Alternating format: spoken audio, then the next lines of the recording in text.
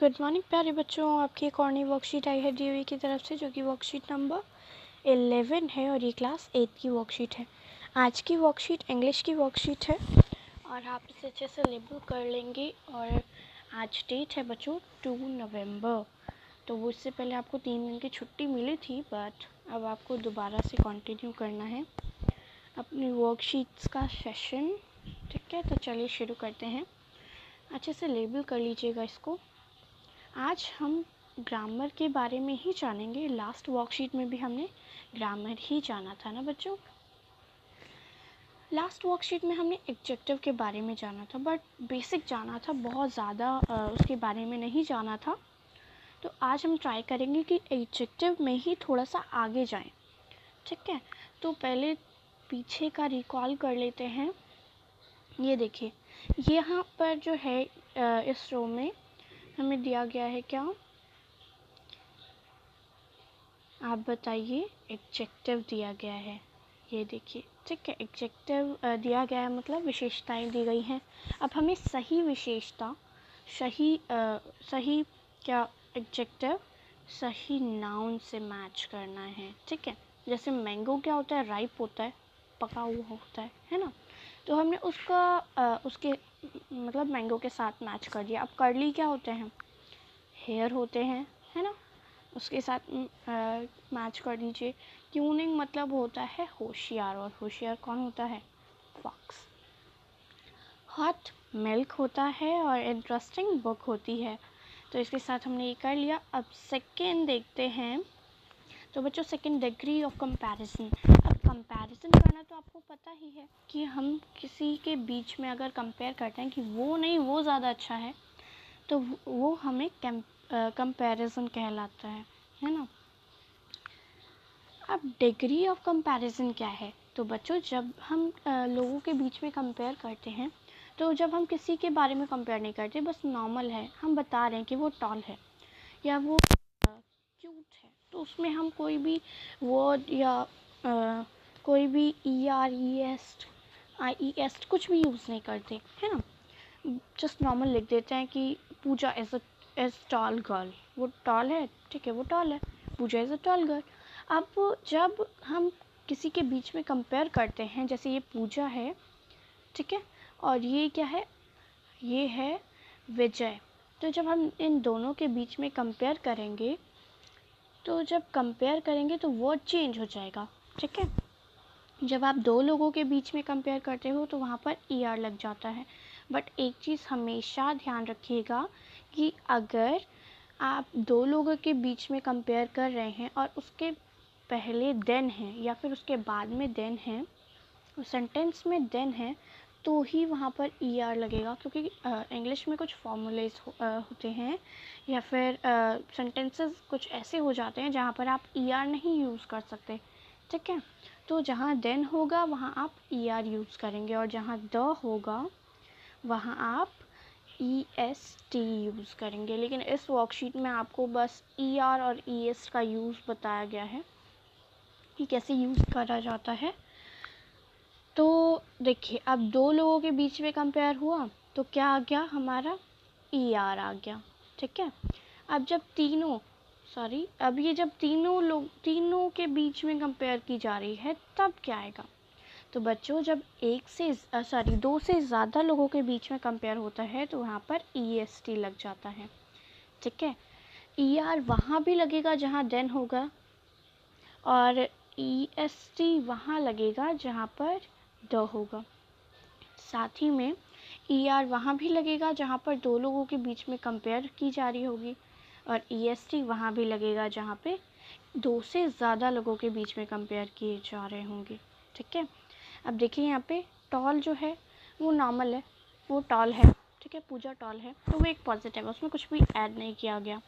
But विजय को देखिए, विजय जो है वो कंपेयर कर रहा है पूजा और अपने बीच में, तो वो टॉलर है। ठीक है, ER लग गया, क्योंकि यहाँ पर देखिए बच्चों देन भी है और क्या हो रहा है, दो लोगों के बीच में कंपेयर भी की जा रही है, तो वो कंपैरेटिव है, दो लोगों के बीच में हो रहा है। क्योंकि फिर रश्मि देखिए, रश्मि टॉलेस्ट है, क्योंकि ये एक या दो नहीं, तीनों के बीच में कंपेयर कर रही है, तो ये सुपरलेटिव है। ठीक है, अब आपको और अच्छे से समझना है तो एक बार इसको देख लीजिए। पॉजिटिव एक के जब आप एक को डिस्क्राइब करते हो, कंपैरेटिव जब आप दो लोगों के बीच में कंपेयर करते हो, और सुपरलेटिव जब आप एक या फिर दो नहीं, दो से ज़्यादा लोगों के बीच में बात करते हो, दो तीन चार, ठीक है, दो सॉरी नहीं, तीन चार पाँच, ठीक है। तो उसके नीचे बताया गया है they are used for comparing person को कंपेयर करने के लिए, फिर प्लेस को, थिंग को, एनिमल को और आइडियाज़ को कंपेयर करने के लिए ये यूज़ होते हैं।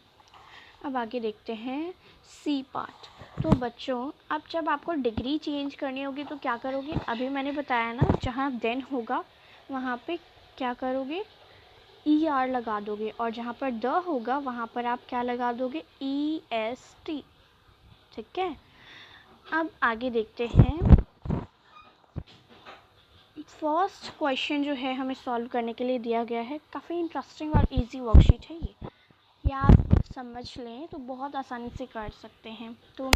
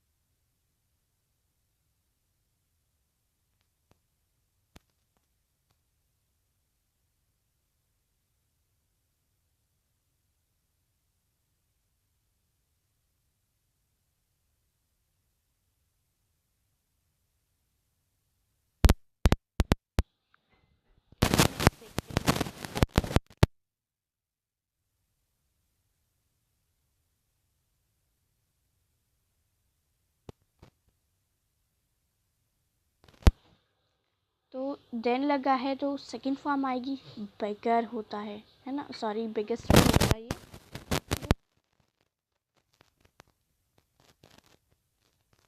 यहाँ पर लिख देंगे। नेक्स्ट देखते हैं जो हमारा लास्ट क्वेश्चन है बच्चों, उसमें तो ना ही हमें क्या, आप देखिए, ना ही हमें इसमें दस्ता हुआ है और ना ही देन, ना ही 4 लोग